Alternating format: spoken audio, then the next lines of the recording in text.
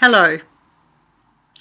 During the last week, we have been exploring the vast policy area of health and paying particular attention to the area of mental health.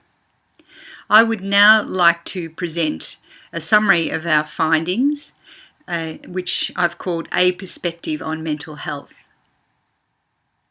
The main document I've used as reference in this past week is a document called A National Review of Mental Health Programs and Services. It was written in 2014 and represents a comprehensive assessment of the effectiveness of our current mental health services. It finds that there are some fundamental structural shortcomings in our services and goes on to make 25 recommendations for changes and particularly a shift in policy focus. This shift is primarily around moving to a person-centred approach, and that means early intervention at whatever age or stage of life. It means addressing the social and economic determinants of mental health. It means a stepped care service model approach. And it means paying particular attention to maintaining a person's connection to family, friends, and social networks. I find that these 25 recommendations are commendable, and I would support all of them. I'd now like to make a few comments more specifically about what we found during our week-long dialogue process, and I will order these comments under the headings of inclusive, insightful, and integrative. If we are to consider health in a more holistic way, we need to give equal attention to the three aspects of body, mind, and spirit, and recognise that in a fundamental way, these three aspects are intimately and ongoingly interconnected.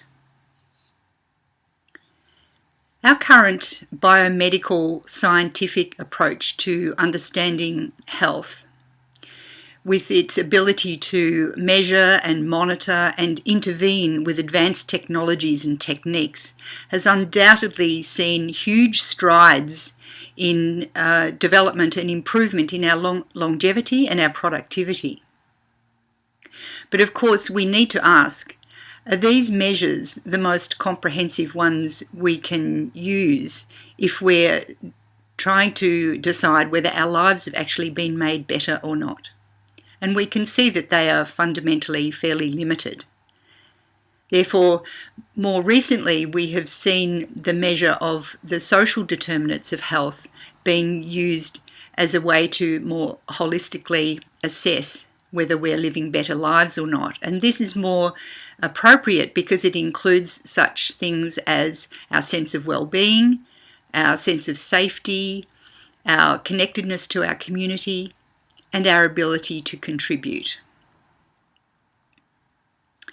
And of course, measuring whether our lives are better or not is only one way of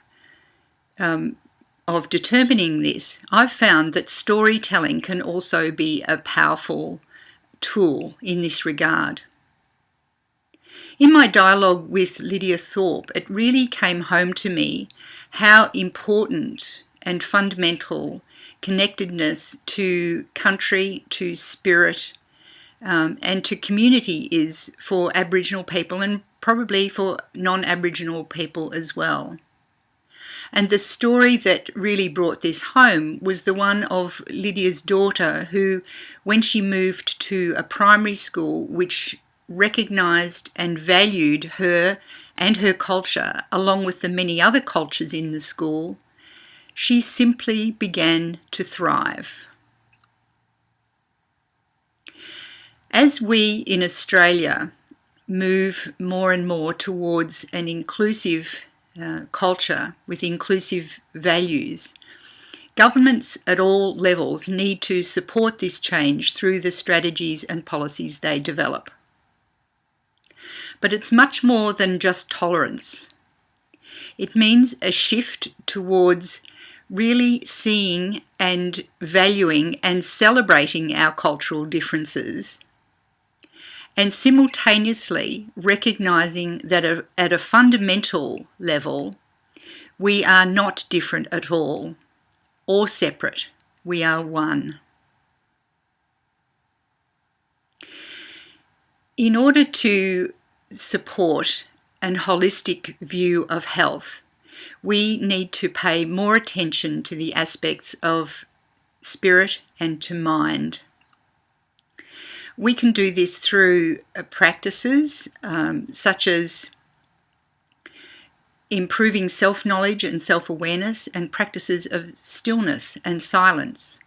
And I would like to see some form of these practices being introduced to all young children in their learning in the early years of their school life.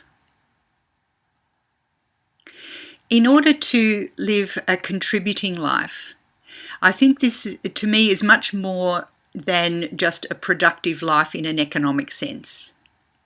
It means a thriving human life. And if we are to move towards thrivability, we need to pay equal attention to all three aspects of body, mind, and spirit. Thank you for listening to this video. I invite you to go to my Facebook page, and there you can make comments on anything that you've heard in this video, or indeed anything that we've been finding through this week-long exploration into mental health. My Facebook page is www.meredithurie.com/FB.